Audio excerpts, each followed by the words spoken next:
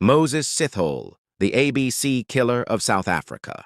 Imagine a man who pretended to offer jobs, but instead lured women to their deaths. Between 1994 and 1995, South Africa was gripped with terror as women disappeared one after the other.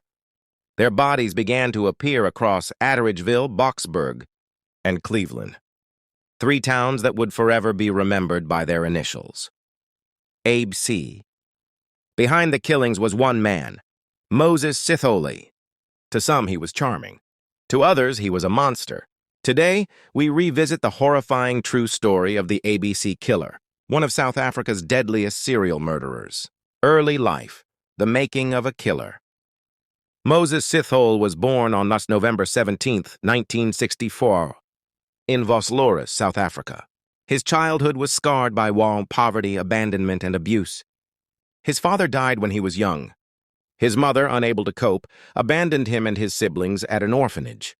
At the orphanage, Moses claimed he suffered severe physical abuse.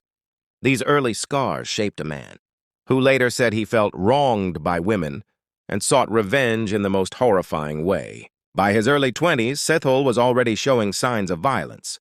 He was convicted of rape acts and served 7 years in prison. Instead of rehabilitation, prison hardened him. He came out angrier, more dangerous, and ready to kill. The ABC murders begin. In 1994, just as South Africa was celebrating its new democracy under Nelson Mandela, a dark shadow was spreading in townships. Women were vanishing. Sithole posed as a businessman or social worker who claimed he could help women find employment. Desperate for work, many agreed to follow him. Instead, he led them into isolated fields or abandoned buildings where he raped and strangled them. His killings were cold, calculated, and methodical. Bodies were discovered in Atteridgeville, Boksburg, and Cleveland. The pattern was so strong that the media called him the ABC killer.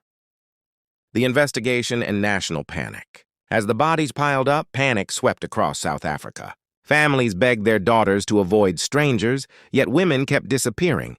The police were under pressure. South Africa was new to democracy, and the government feared international embarrassment. The killings made headlines around the world. At first, police suspected multiple killers.